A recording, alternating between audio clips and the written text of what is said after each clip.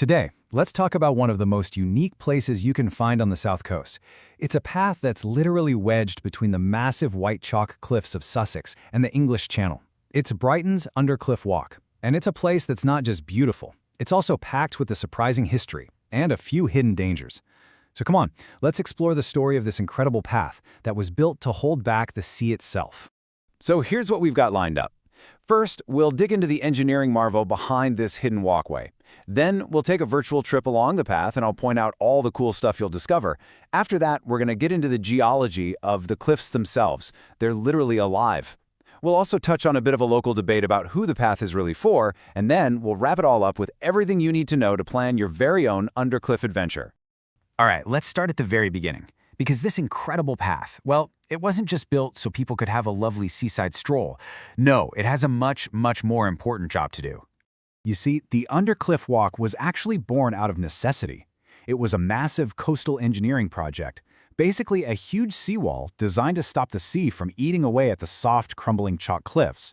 The amazing, flat, 3-mile path that we get to enjoy today, that's really just a happy accident, a fantastic bonus that came from that essential work. I mean, it looks simple enough, doesn't it? Just a ribbon of concrete running between the land and the sea. But, as we're about to find out, its history and the constant, non-stop effort it takes to keep it there are so much more complex than you'd think. This project was a really big deal for its time. They kicked off construction way back in 1931, and incredibly, just 2 years later, the first bit from Black Rock to Rottingdean was open. Over the next few decades, they kept adding to it, eventually creating the route that we all know and love today. And the scale of this thing, it's just mind-boggling. They had about 500 workers on the job, and get this, they used a staggering 150,000 concrete blocks to build the sea defense. It was a truly monumental effort just to hold back the tide. So, what's it actually like to walk the path right now? Well, the route stretches for about 3 miles, starting at the bustling Brighton Marina and taking you all the way to Saltdean. And believe me, the view is constantly changing. Along the way, you've got 5 main things to keep an eye out for. You start off with all the boats bobbing in the marina. Then, if you time it right with low tide, the coastline reveals these amazing rock pools. Of course, you've got the non-stop, jaw-dropping views of the sea on one side and the cliffs on the other. You'll pass right through the historic, charming village of Rottingdean, and you can even finish your walk with a dip at Saltdean's magnificent Art Deco Lido. Not bad, right? Okay, now let's turn our attention to the silent, towering star of the show, the cliffs themselves. They are absolutely magnificent to look at, but they are also constantly shifting, constantly in motion. And that poses a very real, very persistent risk. Now, this map might look a little complicated, but what it's telling us is actually pretty simple and super important. The cliffs aren't just one solid piece of chalk. Nope, they're made up of all these different layers and formations, like the New Haven Chalk Formation you see here. And each layer has its own unique properties, which directly affects how and where they might break apart. And if you look really closely at the cliff face, you can actually see the evidence of ancient trauma. See those U-shaped patterns? They're called frost involution structures. They go all the way back to the last ice age, when the endless freezing and thawing just shattered the rock from the inside out. It's like an old scar that reveals a hidden weakness. And this danger isn't just ancient history, it's happening right now. This quote from a cyclist during a recent closure really brings that risk to life. It's not always about big, dramatic collapses you see on the news. Sometimes it's just a continuous, dangerous trickle of small chalk pieces and razor-sharp flint falling right onto the path. But yeah, major collapses definitely do happen. During the incredibly wet winter of 2000-2001, there was a massive failure. They had to clear an estimated 100,000 tons of rock from the walkway. Just try to picture that. It's an unbelievable amount of rock.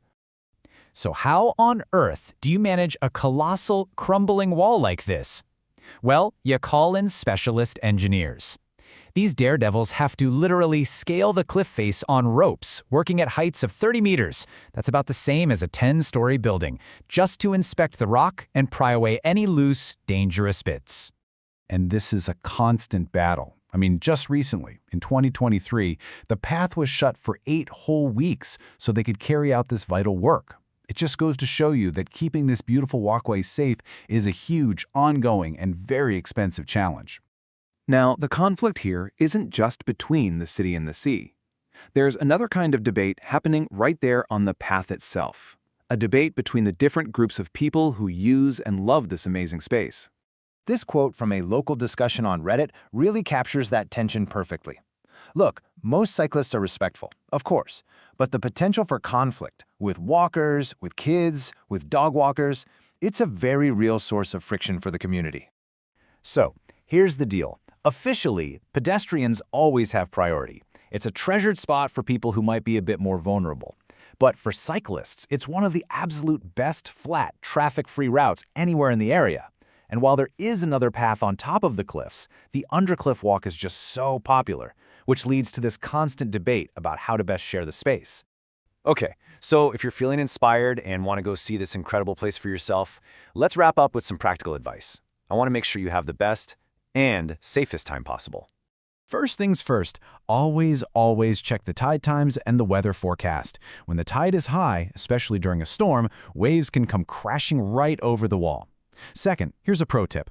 You don't have to walk both ways. A great way to do it is to walk from the marina to Saltdean and then just hop on one of the frequent buses back. Third, come prepared. Wear good, sturdy shoes and bring layers because it is very exposed out there.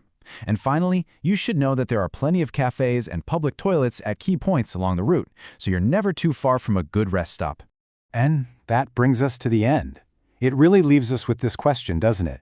Is the Undercliff Walk just a beautiful place for a stroll? Or is it actually something more? A living monument to a constant, unending battle between a city and the raw power of the sea. It's a story that's written in concrete and crumbling chalk, and it's definitely something to think about the next time you're there.